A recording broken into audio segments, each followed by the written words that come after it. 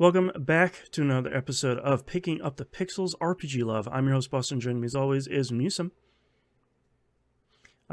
We are here to chat about RPGs. If you're on the, I guess a quick programming piece of news here. If you're on the PUP feed, everything is just gonna sort of be like normal. We're gonna have this gonna come out every month like usual. If you're on the TVGP feed, you might have heard our RPGs of 2023 episode we came out with last month, and we've had some people that can't get the other feeds have requested that PUP get added to the TVGP feed. So hello, hi, we're going to be on the TVGP feed as well. We record this the first Saturday of the month, usually, unless there's some sort of scheduling conflict. And we're here to talk about largely RPGs, and we also kind of talk about other similar things every once in a while. We get into some action games every once in a while. We get into some visual novels and, like kind of puzzly adventure games every once in a while. So it's largely RPG focused, but sometimes we kind of veer off the path a little bit here as we talk about some other related and relevant things. With that being said, Musum, what have you been playing I guess these past 2 months? Speaking of things other than RPGs, Right. welcome to the TVGP feed. Right. So I have been playing basically all the Remedy games except for Max Payne. Okay. Because I have heard about how much like Alan Wake 2 and just Alan Wake in general kind of has little hints and bits and pieces in all of them. Mm. So I thought, you know what? Let's just freaking do this thing. So I started up Alan Wake Remastered, playing over on PS5. I think I got it through PlayStation Plus at some point. Which I've played Alan Wake before. I had not played the DLCs for Alan Wake before. So going back to Alan Wake after all this time,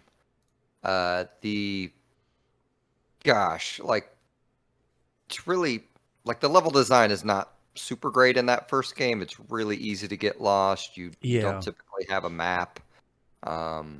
It is really easy to pause it and come back and be like, I completely forgot what direction I was going. Mm-hmm.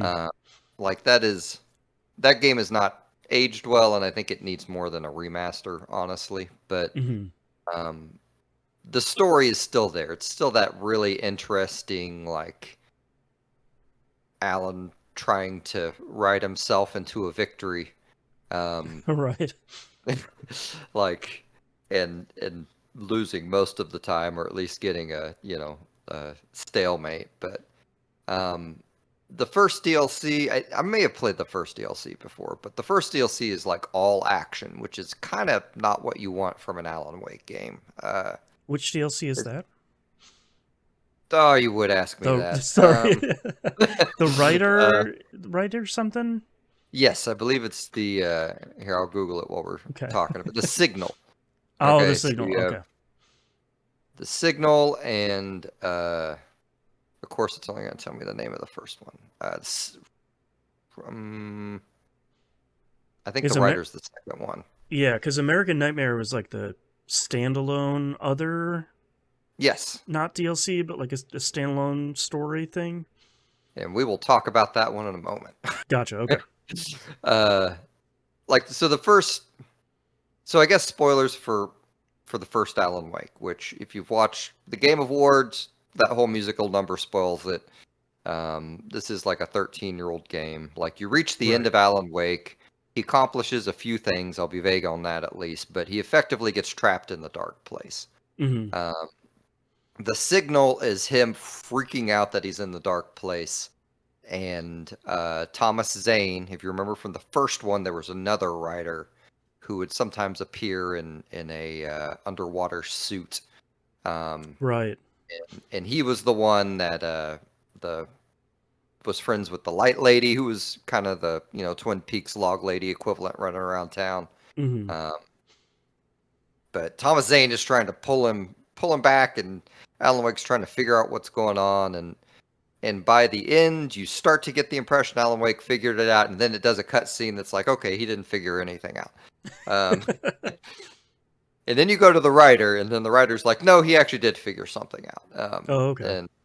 And the writer is kind of him working with Thomas Zane to try and get a hold of his where he is in the dark place and how to navigate it. And I don't know that they reach any real conclusion there. This is just to say, I think if you want to play the Alan Wake series, you should get the story from the first game. But I would just go look up a YouTube channel that just does a big story recap on the whole thing, Oh, okay. or has all the story scenes in it or something like that. I don't think that game is worth going back playing unless they take the Alan Wake 2 engine and remake it. Mm-hmm. Uh, so then I know Alan Wake American Nightmare, it's not, no one's ever confirmed that like it's part canon or not, and after playing it I understand why. So it takes about 5 hours to beat this game. There are 3 areas in the game that are all levels, and you go to each level 3 times. Okay.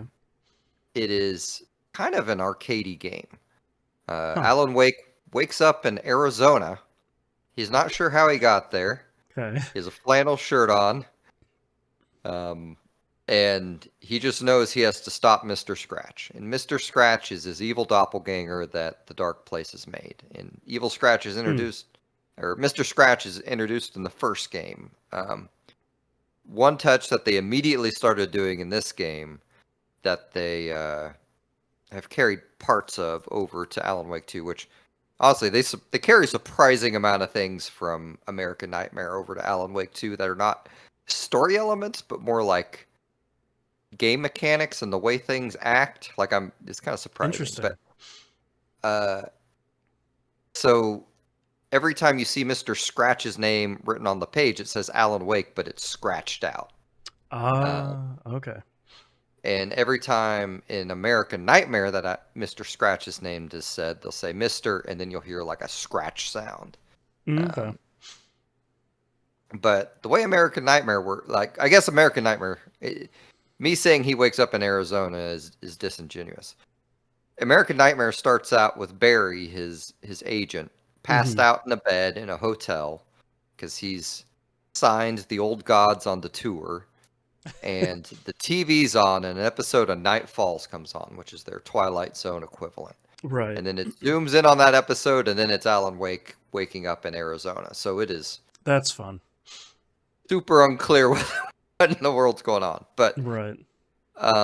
you have a lot of FMV with Mr. Scratch in there, kind of talking about how he wants to torture Alice and different things like that, which line up with a lot of things in Alan Wake 2, by the way. Hmm. I'll just leave that one at that. But like gameplay wise, it's a pretty fun game, American Nightmare. It's I don't know if I can fully recommend playing it or not, but it's on Game Pass. And again, it's 5 hours. The action in the game's good. It's a little off, like each area they have like one character you run into, and it is always like a sexy young lady, and it's a little, for some reason I was kind of off, but like it was weird to me to have like this. Your one character in the game is the sexualized being, but I guess it Hmm. ultimately doesn't matter, and it may just be them being goofy with the whole TV nature of it all. Oh, Uh, sure. but they do a lot of, like, one of the first weapons you get in that game is like a nail gun that just operates like a machine gun. And they do a lot of mechanics where it's Alan Wake has to rewrite, like he's trying to alter reality with his writing in the dark place, so he has to make certain elements at certain locations line up with his writing. So like you'll Hmm. go somewhere and you'll be like, okay, so this lamp needs to be on, this stereo needs to be on, and this water needs to be flowing, and then a thing will happen that Alan Wake wrote. Oh, okay. And you'll see, like, that's another thing that kind of happens to an extent in Alan Wake 2. It's just it's weird what a almost literal throwaway game American Nightmare is, but how much of the odd story mechanics, I guess, carry over. It just, I don't Sure. know. It's fascinating to me. But anywho, the next in that series, I played Quantum Break. Yeah, Quantum Break. That's a great game. I'd never played this one before. So Quantum Break, I always forget the actor's name. I feel bad calling him Iceman now. He's been in enough Yeah, things yeah, but that, he's Iceman. Like, yeah, he's more, honestly, he's more Quantum Break guy, Jack Joyce or mhm. Lamplighter to me. Um, but he does a good job in the game. And then they have, Pippin play his brother. Yep. From Lord of the Rings, and they have Lance Reddick as a character.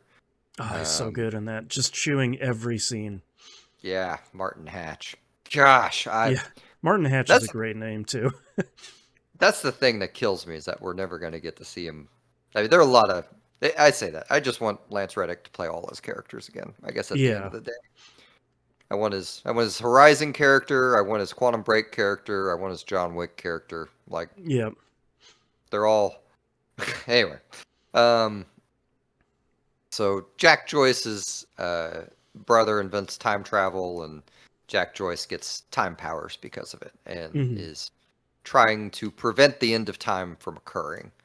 Um, it would not let me stream right. This is the game where every couple hours you get a half-hour episode of live action, and Yeah, you get like a TV episode in between the episode inside the game. yeah. Yeah. So it did not let me stream those. I had to download them. Yeah, I think they pulled the servers off for those a couple years ago and Mhm. left the download version up, which is good, so you can still watch it, but it's huge. Yeah, it was like 75 gigs or something like that. Yeah. That was, and I'll tell you, getting to that first TV episode, it's like, yeah, you can't stream it. You want to download it? I'm like, yes. And then it finished downloading, and then it's like, you can't stream it. You want to download it? I'm like, all right, I already downloaded it. I guess I I'll did the thing. exit the game and go back in. And I went back in, and then it started at the next level. I'm like, well, okay, crap. So then I had to go back to the main menu, and then I could watch the episode. Right. Um, but this is a cool game. I feel like this is, yeah, maybe I heard you or Moon say it before, but like this is very much a control prototype, I think, in a lot of ways. Yeah. Like there are a lot of real fascinating superpowers. There's um oh gosh, it's been a month since I played this. Yeah, there is like a level up system, like a real basic, like assign points to certain skills, and you can do the speed run faster and things like that. But You can see all the DNA that eventually makes it into Control. Like Control, when it came out, is a much more fully baked product. I think um, Quantum Break isn't a bad game, um, but it's all like a lot of these systems are kind of thin. I think unless you're playing on the kind of highest difficulty, a lot of it kind of doesn't matter that much, which isn't bad, but um, especially put side to side by with Control, and you're like, oh, all right, you figured it out with the yeah, next thing. yeah. I, this is a great game, though. I would have loved to have seen a sequel, and they may still do a sequel. There's Sure. man, I'm gonna have to talk around so much stuff. Um, it's gosh. Well, anyway, I don't know that I have a ton more to say about this. Should have made more notes, but that's okay. So, I still recommend if someone hasn't played Quantum Break, it will probably be on Game Pass forever, um, and it's kind of a good handful of hours, interesting shooter. Like it's got some cool ideas. They try some neat stuff. I don't know if all of it pays off, but it's a cool Remedy game. Like we don't always get a ton of those, and they tried to do something different in this, which I think it turns out to be a neat thing. but Okay, I guess that's the other thing to mention. Like very beginning of the game, you go into a tent, turn a TV on, and oh, there's a weird trailer for Alan Wake 2, but it doesn't say it's a trailer for Alan Wake 2. It's just live action guy from Alan Wake like doing Right. stuff and I doing forgot the about that. screaming, and then later in the game you find someone who is playing Alan Wake the video game, and you're Right. starting to question like what is Alan Wake in this reality? Mm-hmm. Uh, So good. it's not clear. And they have a lot of like this is thing about Remedy games, you got to read everything you find. Like there are so Yeah. many different clues and arrows to their other games and content and such, and there's some stuff written that I'm fairly certain is about Martin Hatch in that game that I'd be really fascinated to hear him follow up on, but Mm. I don't know that we will. So next, predictably, I replayed Control. Um, Ah, Control. played both of those DLCs. That game is still amazing. So Yeah. you are glass cannon in that game, and I'd beaten it before. So a little ways in, I'm like, you know what? I'm tired of dying. I'm just here for the tour. And they have a menu option for you can't die. Like, Yep. Just full on God mode. yeah, like you lose health and all that, and it'll warn you when you're low on health. But I just turned that thing on and went to town. And uh, I'm actually pretty honestly, impressed by the accessibility controls in that. There are a ton of them, and they're pretty granular. I actually started this game the other day because I downloaded it and I was like, oh, let me fire it back up, see where my save was, and it was right at the beginning.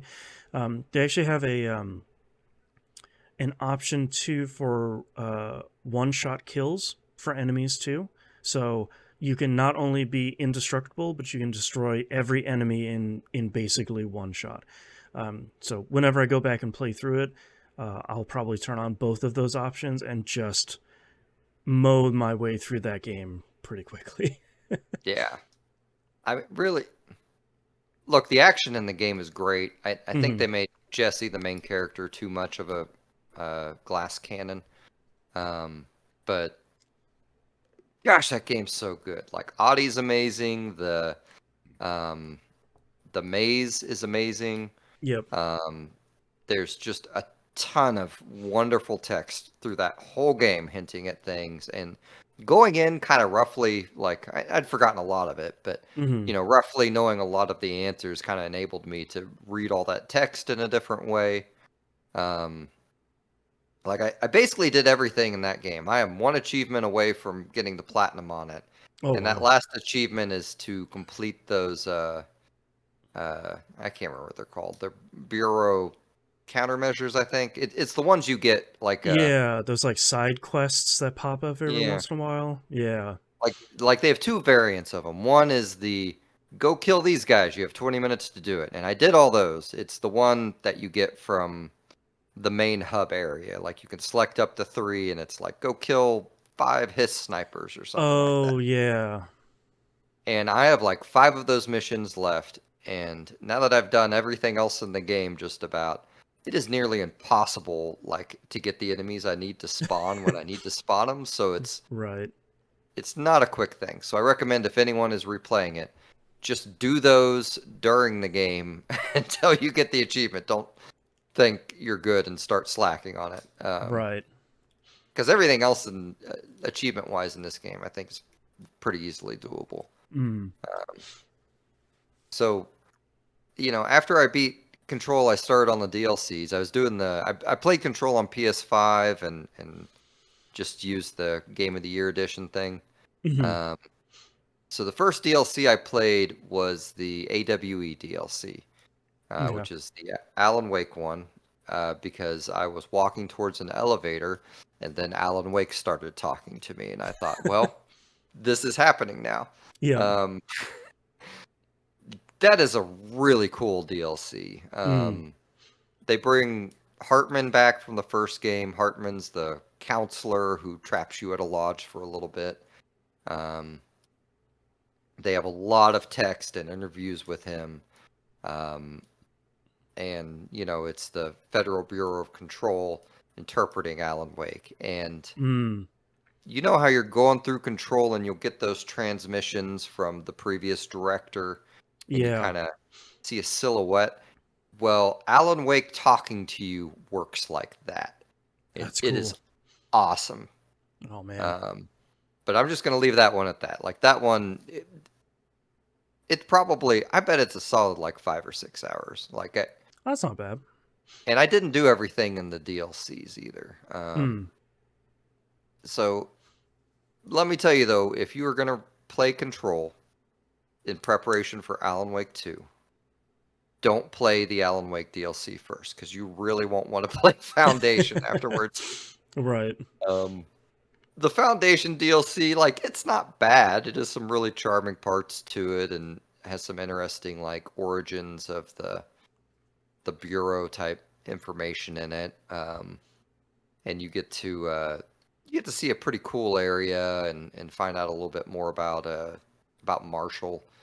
Hmm. Uh, she's one of the director's people that is briefly in the main game. Hmm. But after the Alan Wake DLC, you're just like, I am ready to start Alan Wake 2. Let's Right. go. And Right.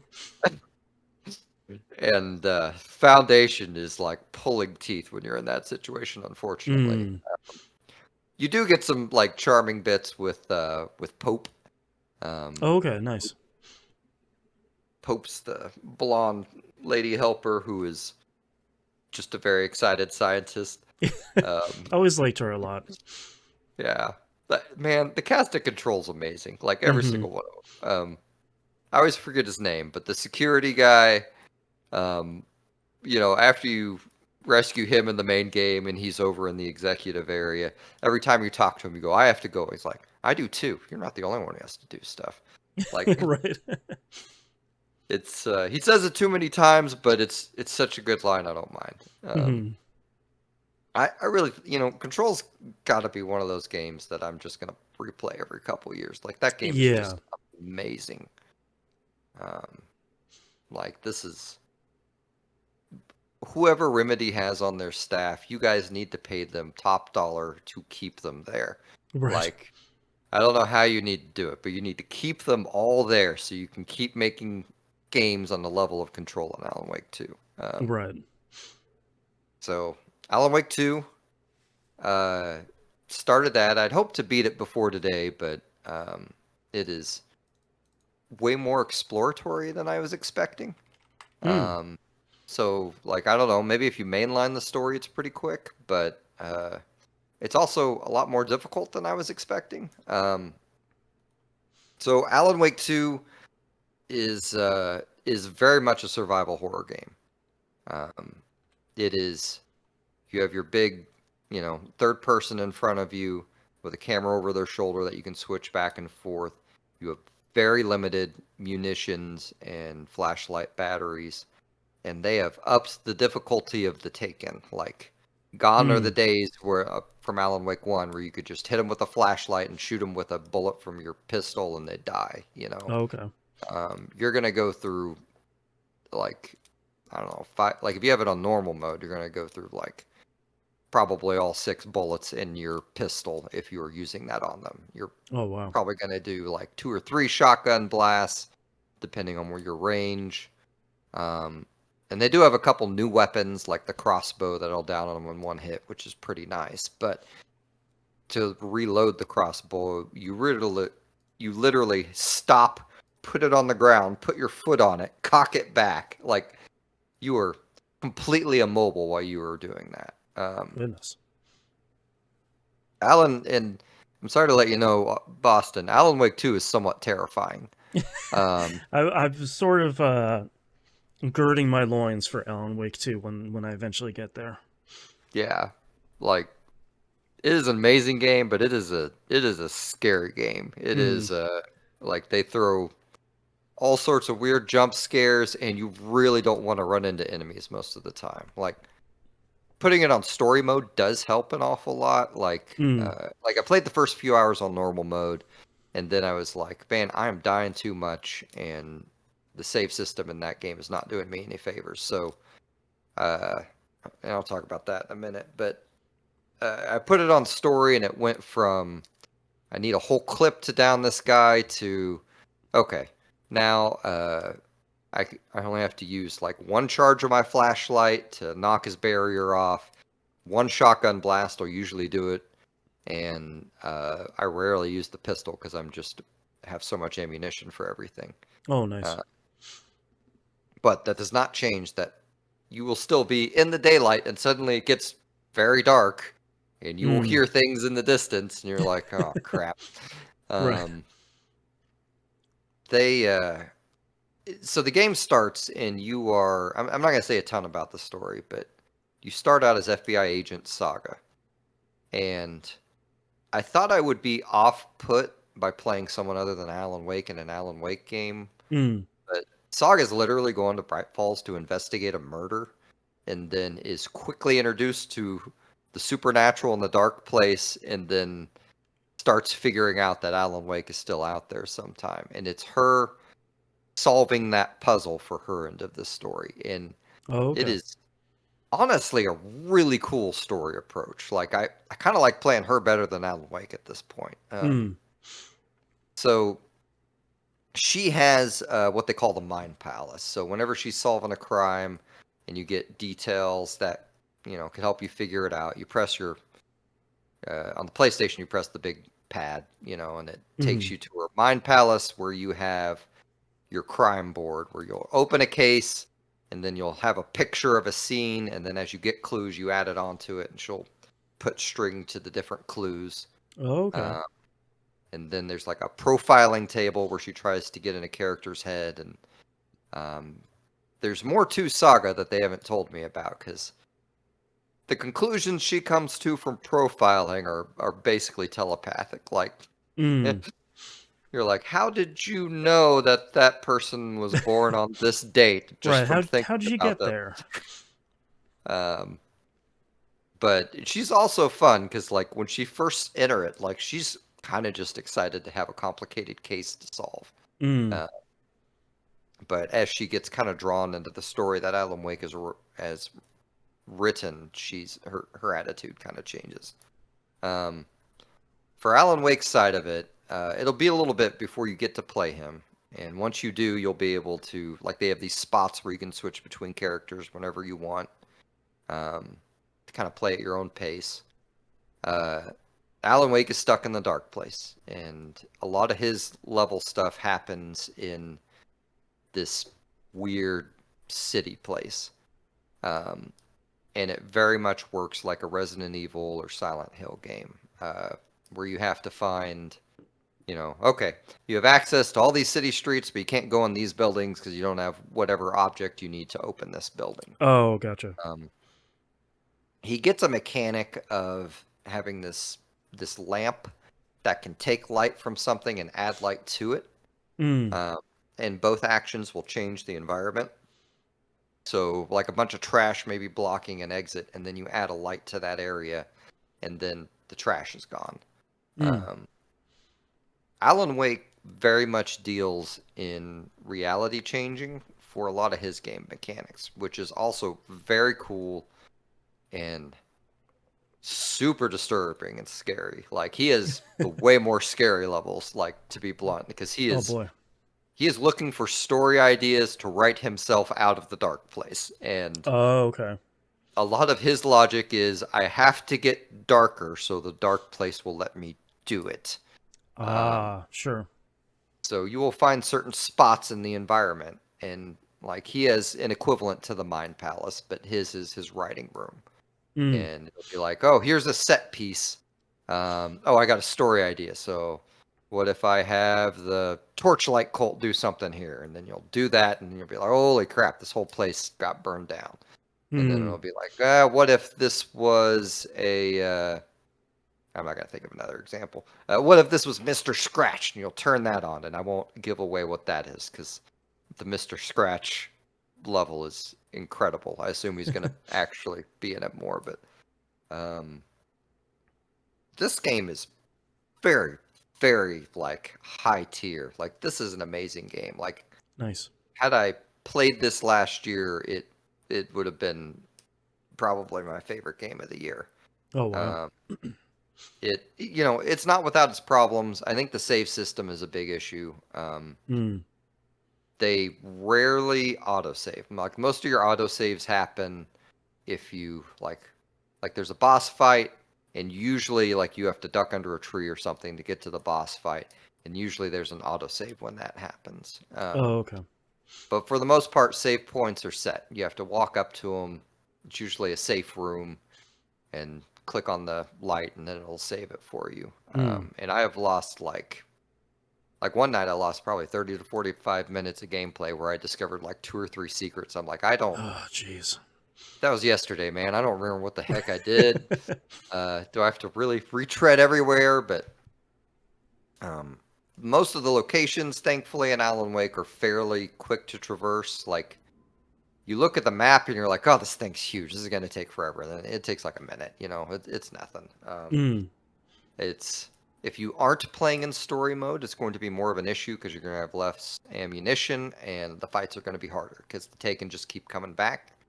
Uh, Um, but you know, another nice aspect of the Taken is they really try to leave like notes in beds and different things like that to insinuate which Taken you are actually killing. So each one feels like this kind of story character in a way. oh, Um, interesting. it's not 100% that all the time, but it's that a lot of the time, especially in Saga's side of the story. I say that, I guess only in Saga's side of the story because Alan Wake is just you know, in the ocean. Mm-hmm. Um, let's see. The whenever you get the option to choose between Alan Wake and Saga for the first time, um, you probably want to go play Saga because you just played Alan Wake. But we'll say I'm 90% sure the next level for Alan Wake is a level called We Sing. Mm-hmm. Um, and that level is absolutely amazing. Whenever you need a pick me up in the game, like maybe save it for that or something, you know, like if you just want something to put you in a good mood, it is astounding. So I should mention that the actor who plays Jack Joyce in Quantum Break plays Sheriff Breaker in Alan Wake 2. Oh, wow. Uh, and there's another character called Mr. Door, who I have not learned much about, but I'm deeply curious about it. But I suspect, well, okay, no, I'll just leave it at that. Uh, Playing Quantum Break may be worth it. I don't know. I don't know what it means. They haven't said All anything. the I'm gonna Remedy stop games kind there. of share some DNA at some point, so you never know when Yeah, yeah. someone's gonna pop back up, even if it's just the same actor in a different role. It's always like, yeah, Iceman's back. All right, yeah. And you will. I feel like you'll get a lot out of it if you've played Control before, because Mm-hmm. the Federal Bureau of Control has just left crap everywhere. Like you're constantly finding FBC documents, and if you don't know what that is, then you're missing out a little bit. Right. And there's also a character from Control that shows up that I will remain nameless. I don't know if they previewed him or not, them or not. I need to stop talking about this. I am coming dangerously close to spoiling things. I probably have already spoiled some things, so but it doesn't matter. It is an amazing high grade game. It is. Mm-hmm. I am super excited to continue playing it. I guess it's one more thing I can talk about on it. In Saga's map, you basically like you start out at Bright Falls, and then you go to uh, I can't remember the second area, but the third area is Watery, for instance. Mm. And each area has like 3 or 4 kind of main points you can go to that is different buildings or whatnot in them.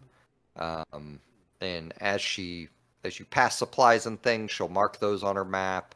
As you pass different types of locks, she'll mark those on her map and what you need to open them. And it's not like a Resident Evil situation where you need to find like the lion key or something like that. Right. I It's have a stone rose, and it's like, where? Okay, where's this supposed to go?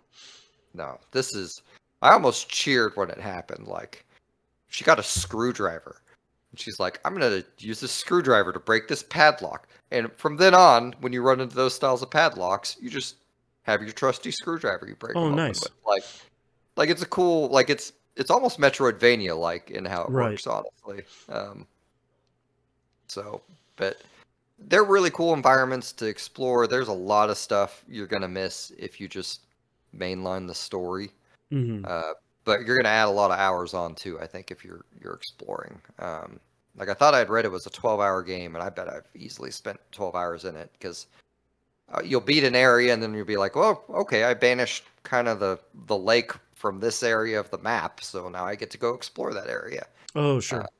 that's not required, but uh, anywho, that game is amazing. So last, I'm almost done. The last game I played, I kind of just needed a break. I needed to let my brain do nothing for a minute, and I turned on Vampire Survivors. Hmm. Um, Not having kept up with any news, but with full knowledge of that the Vampire Survivors creators would have added something to the game that is new, and I am correct. They added adventure mode. Um, Adventure mode is a side option where at a certain point in the game, you kind of just go in a little contained area where nothing is unlocked except for. Oh, I forgot what was unlocked. Something's unlocked. In the But like, so I just unlocked that in Vampire Survivors 2, um, and they're like mini campaigns where you kind of like yeah, start the game back over. So like the very first one is Poe, the guy with the garlic. You start out just with him, and like you said, literally nothing else unlocked. So it's interesting because it's not the list of unlocks for like say Poe's adventure isn't 250 things. It's 40 something maybe, and you're gonna knock out most of those within I don't know a handful of hours. Maybe they're not meant to be you playing this for 50 hours on each adventure, and then once you complete it, you can actually reset that adventure back to zero if you want to start the game fresh. Well, that adventure fresh if you want. So it very much seems like it's a thing where like I restarted Vampire Survivors on PC because I want to start the game back over from the beginning, and that seems to be what adventures are. It's like, yeah, do you want to start the game where you're not just this like unstoppable, overpowered Vampire Survivors god? Play one of these. Like there are 4 or 5 adventures, I think. for me, it's perfect. Like I Yeah. think everything else unlocked in the game. I think they added some extra stuff that I haven't messed with, but I'm enjoying just kind of like, let's use this limited selection of weapons and characters and Hmm. run through this. And I've gotten through. I forgot. You said his name, but the onion guy. Oh, Um, Poe. Yeah. oh, I got through Poe's adventure, which is funny because he's like, not onion, garlic. He's like, I miss things when things were simple and just garlic everywhere. And Yeah. it's funny because each of the mission descriptions is kind of a little story thing. But That's true. Yeah. I beat his and went on to the next one, and once you beat it too, it like adds gold onto the main campaign, which is nice. Yeah. Um, well, it'd probably be nicer if I had anything left in the main campaign I wanted to buy, but Hmm. I don't know. Anyway, so the second one is cool too. They introduced a weird shop in the second adventure, and it might be there in the first. I just forgot about it, but you can go there and buy weapons outside of the campaign. And I maybe Yeah. bought a little bit too many of those because it like you don't get as many reroll points and things like that in the adventure. So having too many weapons kind of in a way makes it harder because you're really Oh, hoping that luck's on your side when they come up. But right. You're like struggling to get the evolutions. yeah, yeah. Gotcha. So I think when I get to the third adventure, I'm not gonna do that. But it is a nice way for me to revisit the game. I think the new engine I think is fantastic. Like It's really it nice. it somehow like I kind of just thought the game's art style was its art style, but it somehow looks better while still being that same art style. Yep, It's just very strange, but it hasn't lagged on me once yet. it's very You know, I stable. I've been pretty impressed. yeah. Uh, but anyway, that's Did all I've you been did playing. you buy the new DLC for Vampire Survivors? The emergency meeting DLC? Oh, oh no. Yeah, it's the Oh Among no. Us DLC. Uh, Crap. yeah, I it's it's didn't see that. really interesting. So, like all the other DLC, it is the exorbitant price of $2.50. Um, it comes with one map and like 10 or 12 new characters and 8 or 10 new weapons, I think. Um, it is. I'm not the most well versed in Vampire Survivors, so people will have to excuse me. But you kind of have a bunch of different colored Among Us characters that you can choose from. They all have their own sort of starting weapons, like the rest of the characters. They all have a whole bunch of new evolutions. One of them is really bonkers. There's a like a health scanner thing. Minor spoilers here, but there's like a health scanner thing is one of the items. Um, and when you get that thing evolved, every time it scans you, it massively buffs one of your weapons that you currently have equipped for that run. So if you get it pretty early on in the run, your run just turns pretty bananas pretty quickly. Um, the map itself is really good. It feels like it's full of Among Us jokes that I don't understand. But at certain points in the map, as the timer goes further and further, you there'll be like seismic activity that goes on. You have to actually go hit a button in the environment to go stop that from ending your run. It gives you plenty of time too. It's not just like 5 seconds. Let's go.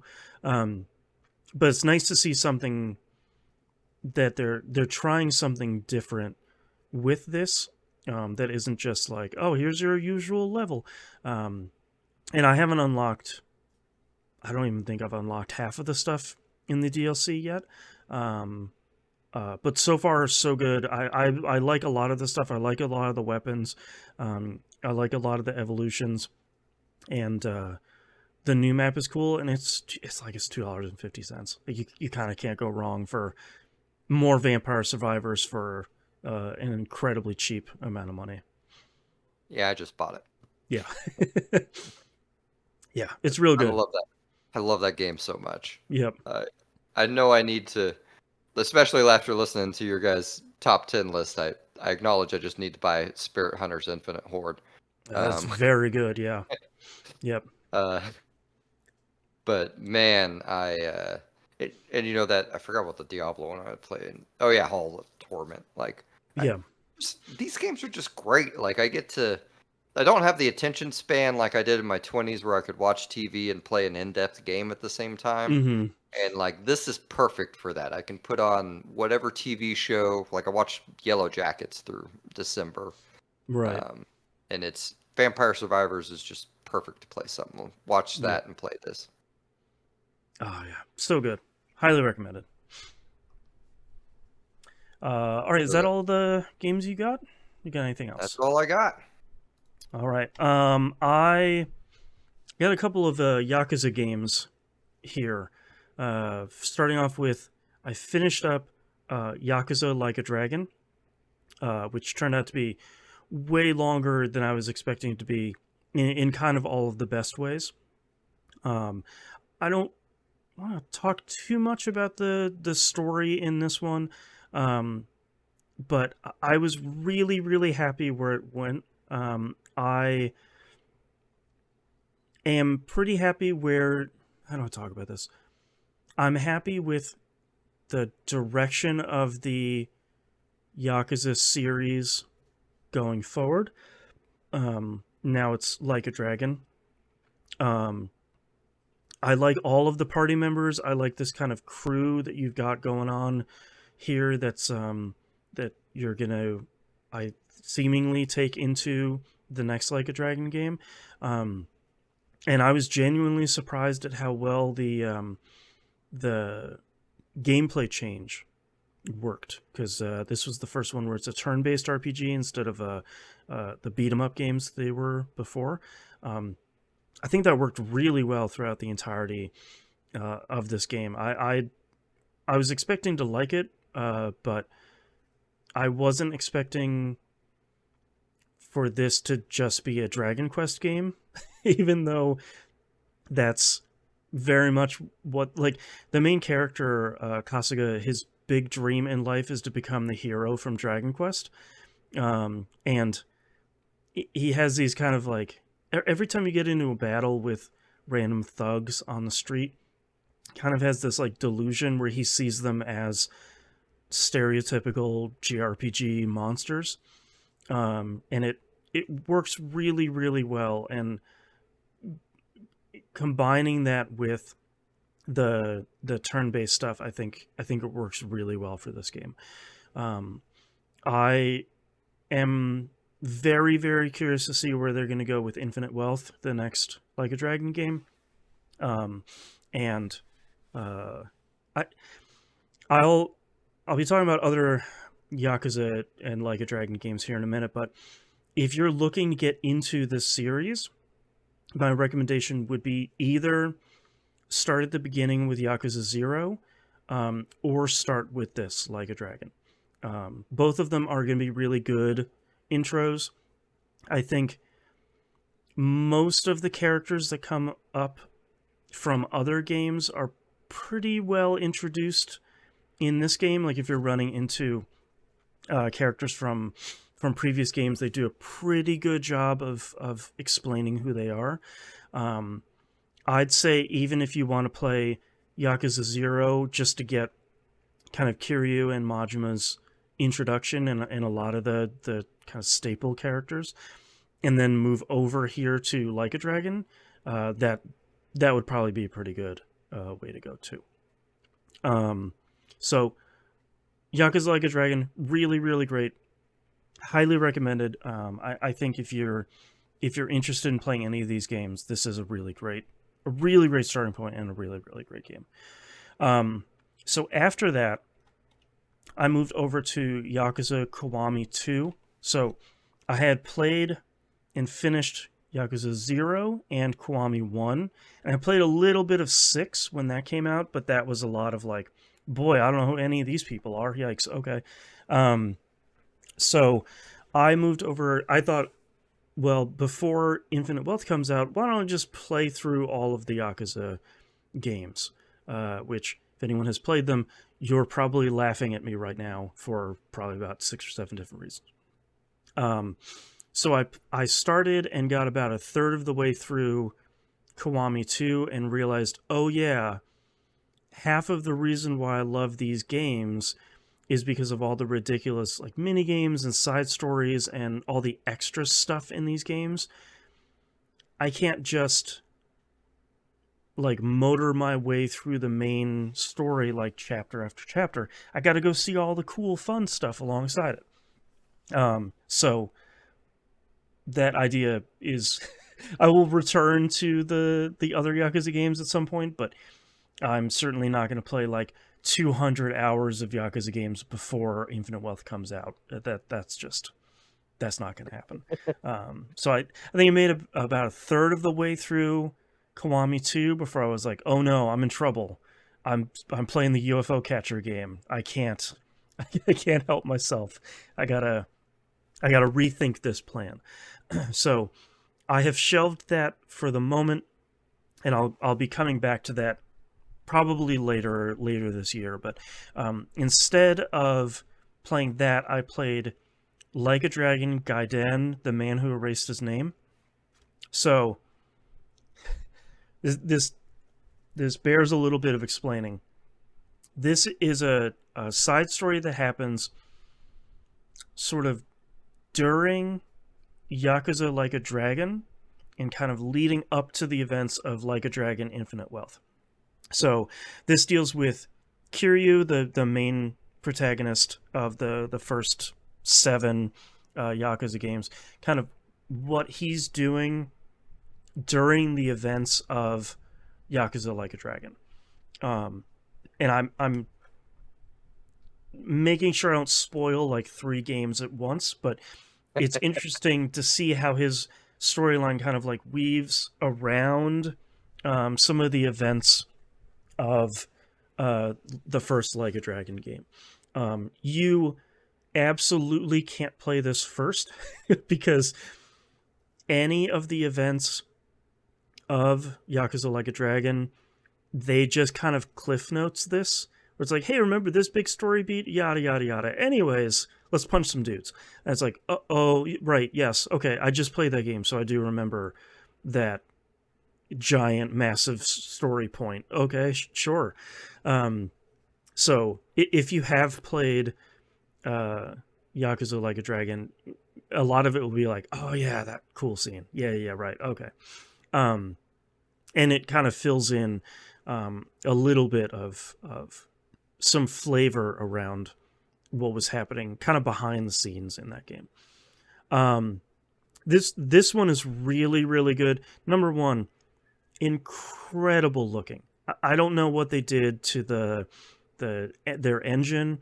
I think it's still the Dragon engine in between the previous game and this one, but it looks so good. And it was kind of fun to go back to the beat 'em up gameplay of the Yakuza games. It's not turn based. Kiryu will be turn based to a degree in Infinite Wealth, which is interesting.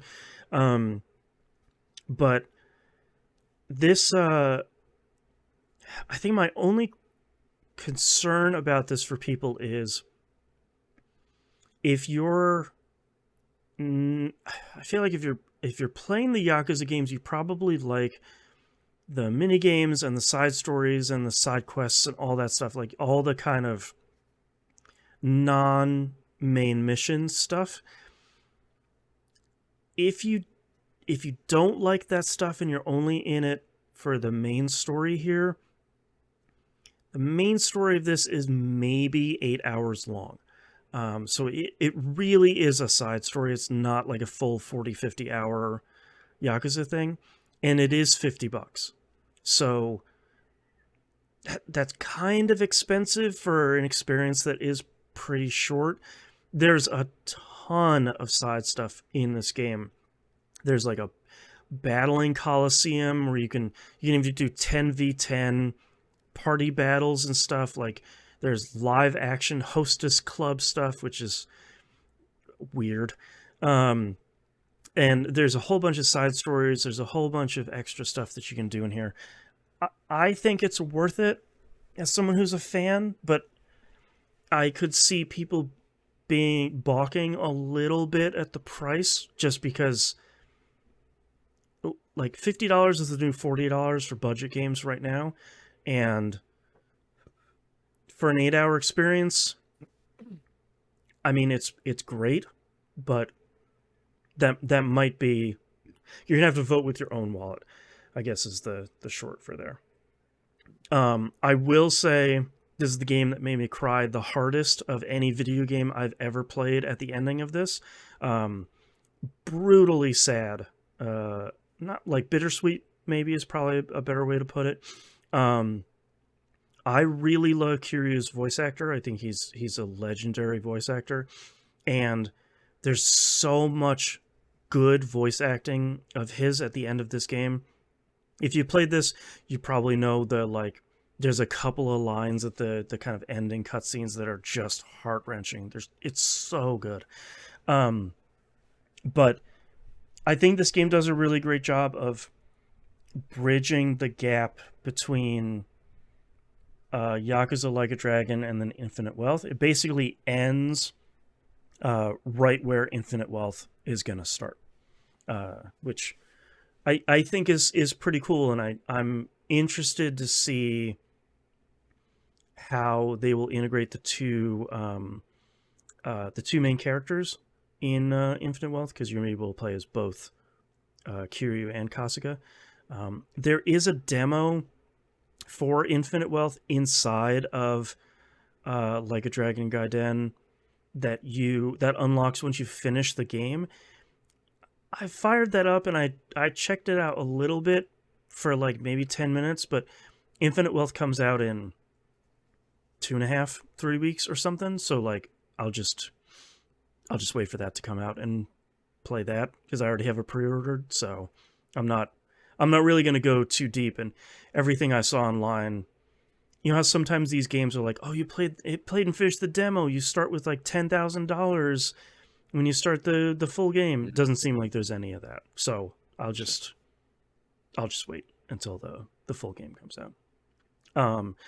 But I'm really happy with this. I'm really happy with so much. Doing the pocket cart racing again, you know, like it's got all the cool dumb stuff. I actually platinumed this because it was actually fairly doable, and you didn't have to play any mahjong, which is great.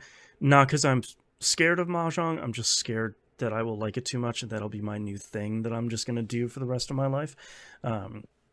So thankfully I don't have to play any of that.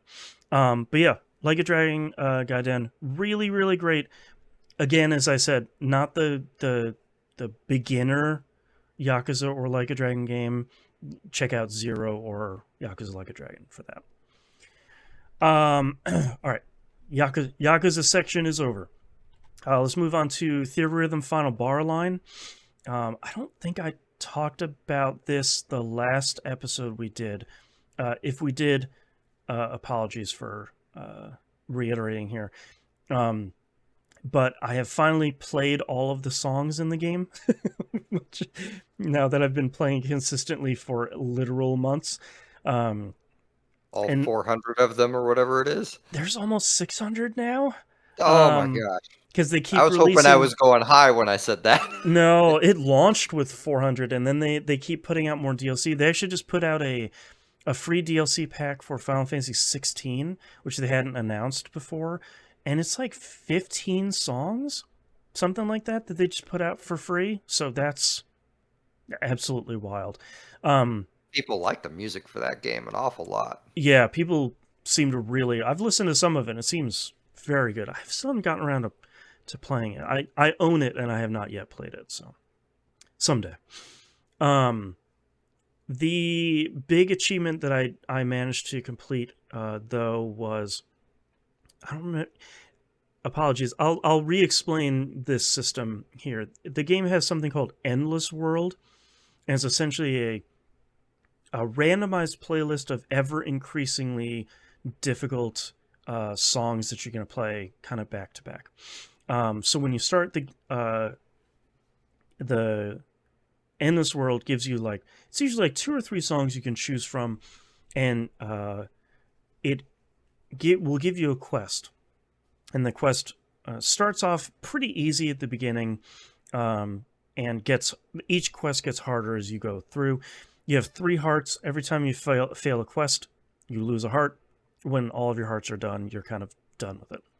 So it starts off where it's just like, complete this level on easy, or hit 75% of the notes and stuff like that. And eventually, towards... as it gets on, it'll be like, play with this specific character, or summon 3 times here, or defeat this boss within 20 seconds, or kill 3 enemies with ice damage, or things like that, which isn't impossible if you've been kind of leveling a bunch of characters up.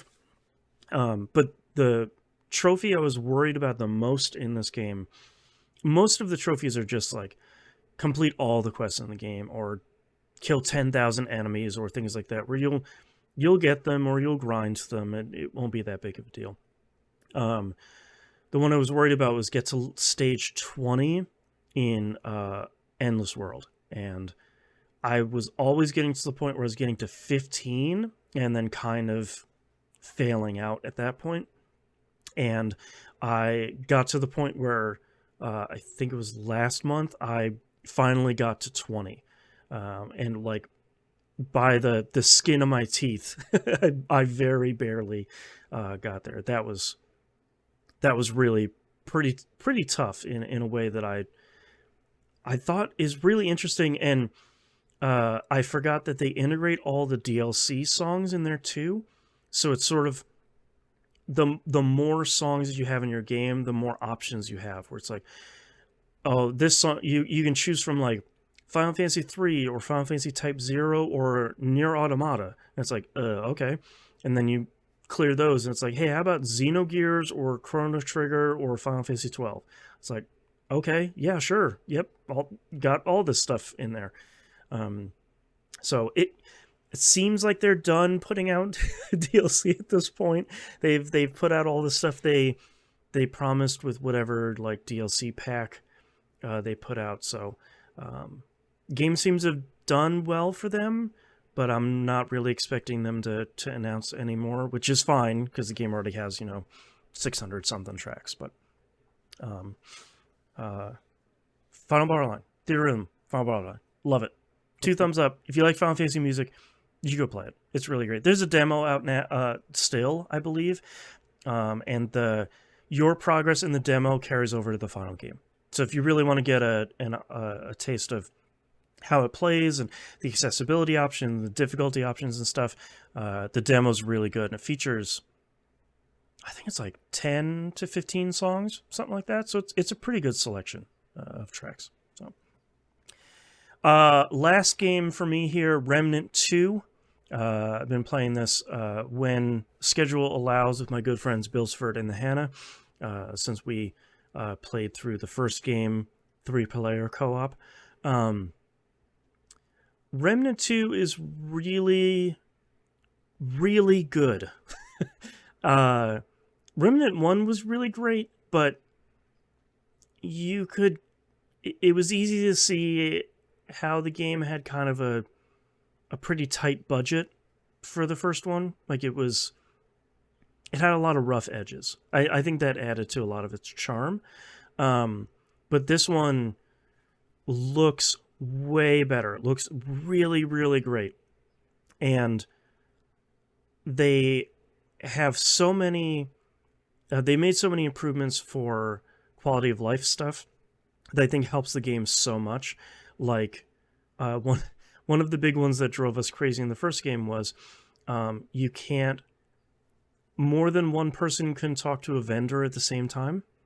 So like it would just be this lineup of like, all right, I gotta make a weapon, hold on, and then everybody's just like, okay, I'll hang out here while you're doing your thing.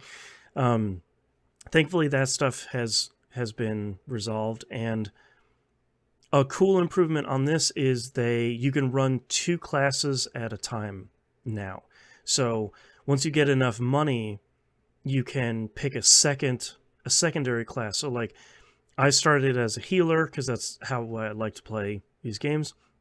And then once I saved up enough money, it was like 1,500 scraps. So it wasn't that much. I talked to a dude, and now I have a dog following around me, so I'm like a healer pet class summoning sort of thing at the same time. I need to play this game. Yeah, it's really good. I haven't played any of it solo. I believe Bill has, and I think he's been having a pretty good time with it. I don't know if I'd be interested in playing this solo because I'm more interested in playing it co-op, because I think part of the thing that made me love the first game so much was playing this co-op. I think it shines a little bit brighter when you're playing with friends. But it's still the same type of game as the first one. It's still the like third person shooting Dark Souls sort of thing. It looks way better. It has way better kind of graphical variety. I think one of the big complaints that almost everybody had of that first one is like, boy, a lot of this is like rust and brown and gray. So a lot of it looks and is stylized much better in this one. And I don't know how far we are in We did just beat the infamous cube boss. If anyone has played Remnant 2, you'll know exactly the boss that I'm talking about, which is horrible and wonderful at the same time. That is a hell of a boss. I that was very memorable. But yeah, Remnant 2. It it's unfortunate that I don't have more to talk about with this because it really just is a sequel to the first one. So it plays and controls, and the menu is almost exactly the same, but they just kind of they put some more money into it. They sanded off some of the rough edges, and they kind of made this game shine quite a bit in a way that I think if anyone really struggled to play the first one because it was a bit of a rougher, sort of jankier experience, I think you might find this one a little bit of a smoother experience. What So, platform are you playing on? we're playing it on PC because it was added to Game Pass. Oh, Um, okay. That I makes don't. sense. I meant to look up before we started recording this if it was crossplay, and I think it is because it wants you to add your friends, uh, and like kind of invite your friends using their kind of, I don't even remember what platform you connect an account to, but don't quote me on that. But I think it might be at least a little bit. So we were very happy it was added to Game Pass kind of out of nowhere because we all loved the first one and wanted to play this, but it was like, oh, it's like 60, $70. I don't know about, having three people spend $70 for a game that, you're Yeah. not 100% sure you're going to love. So thanks, Game Pass. Love it. All right, but that's all the games I've been playing this month. Let's quickly go through our releases here for January and a little bit of February 2024. Legend of Grimrock comes out on the Switch January 15th. This is a very old school first person dungeon crawler, like the tile by tile drawing your map kind of thing. I People seem to really like both of these. I haven't played them yet, but boy, it sounds like the Switch might be a really great place to play something like this. Like Switch or Stream Deck might be a really good place Is for is this. this that original game from a decade ago? Yeah, it's the yeah. Okay. I was looking at that and it came out like 2012 or something. Yeah. I was surprised that they number one, I'm surprised it wasn't on Switch, and then number two, I was surprised they were bringing it out and not the second one yet, which is odd. Mm. But people seem to like this one quite a bit when it came out, so this Okay. could be pretty neat. That's Legend of Grimrock. Next up is Apollo Justice Ace Attorney Trilogy comes out PS4, Xbox One, Switch, and PC on January 25th. This is the three Apollo Justice games. When I talked about at the beginning, like, hey, sometimes we talk about like visual novels and adventure games. This is one of those. If you haven't played these games, they're really good. I think they're just as good as the Ace Attorney, the other Ace Attorney trilogy. I can't sing the praises of all of these games enough. I think they're really great. And I don't know if I played all three of these, but I know I played at least the first one and thought it was really good. So. Next up, Like a Dragon Infinite Wealth comes out PS4, PS5, Xbox One, Series consoles, and PC on January 26th. Already talked about this a little bit here when talking about my trilogy of Yakuza games. I guess now Like a Dragon games. I'm like nearly feral with excitement about this game coming out, especially as Sega continues to say like, hey man, this is like the biggest game we've ever made, so don't stay up trying to beat it all at once. I really need you to take care of yourself while you're playing this game. It's way bigger than we have shown, so don't go crazy. Hawaii is a big island to explore, and more stuff they show with this game, like, hey, we just put Crazy Taxi in this game. Also, we put Animal Crossing in there as well. And oh yeah, we just made a Pokemon game where you fight Sujimon, which is like their Pokemon equivalent. You just do battles with those now. You can do that too. It's like, oh, cool.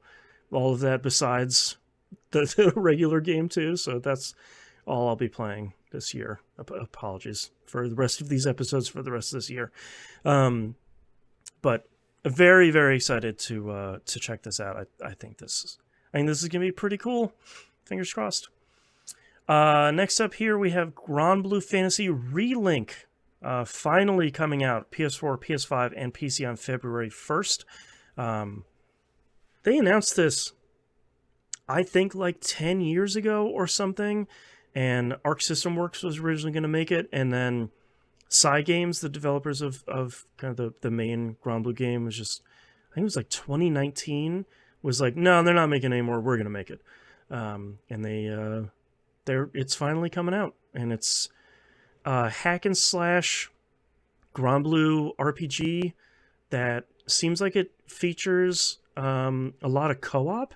So if you're looking to hack and slash with your buddies, looks like you can do that in here. And it looks like that the one thing that they should be capturing really well is the style of Grand Blue, because that's kind of one of the big reasons for being so famous. It looks like they nailed that pretty nicely. So I'm really interested to see what this turns out to be once reviews start coming out. I think this looks pretty cool, and I'm not a super huge fighting game fan, so I haven't played the fighting games, but even though they seem really great, so we'll see what this turns out to be here. That comes out on February 1st. And last but certainly not least, Persona 3 Reload comes out PS4, PS5, Xbox One, Series consoles, and PC on February 2nd. I believe this is on Game Pass day and date as well.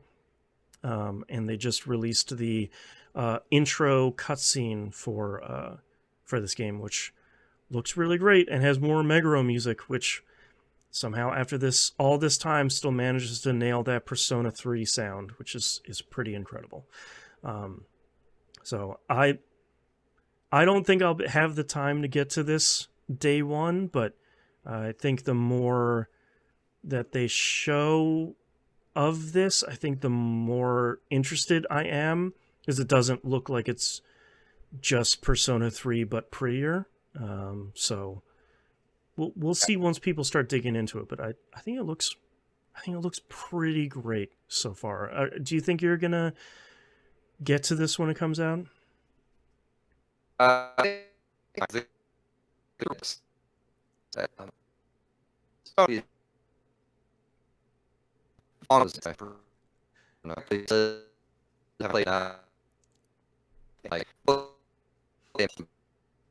sure.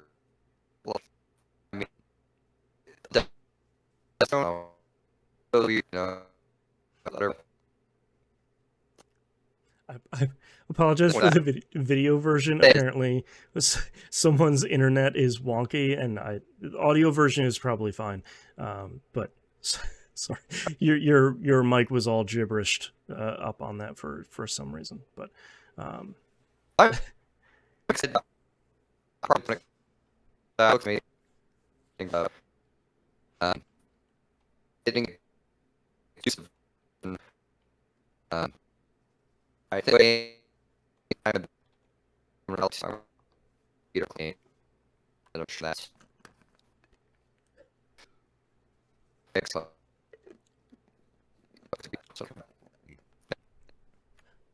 all right, well, sorry for anyone that I don't know what is happening with our internet here. Usually I blame Skype, but I'm not entirely sure. So I will. That's the end of our episode anyway. Thank you very much, everyone, for listening. You can find Musum at Linktree, linktr.ee/John Musum. Is that correct? Okay. And then you can find all my stuff, e1m1.com. And don't forget to subscribe to the Patreon, patreon.com/e1m1. The ones are numbers at the $5 tier. You get all the behind the scenes, early access, all the super cool stuff over there. Thank you very much, everyone, for listening. We'll see you all next month. Bye.